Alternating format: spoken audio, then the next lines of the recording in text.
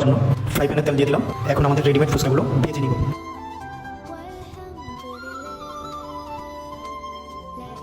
ফুচকা ভাজা কমপ্লিট। এখন চলে এলাম লেবুর টক ও তেঁতুলের টক বানাতে। তারপর আর কি, যে কথা সেই কাজ, লেগে পড়লাম কাজ করতে।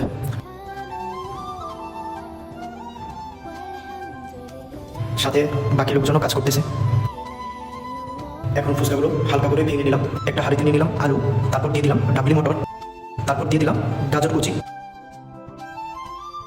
কাঁচামরিচ, পেঁয়াজ, শসা, বিট লবণ, চাট মশলা দিয়ে দিলাম। সবার শেষে দিয়ে দিলাম ধনিয়া পাতা। এখন ভালো করে সবগুলো মিক্স করে নিব।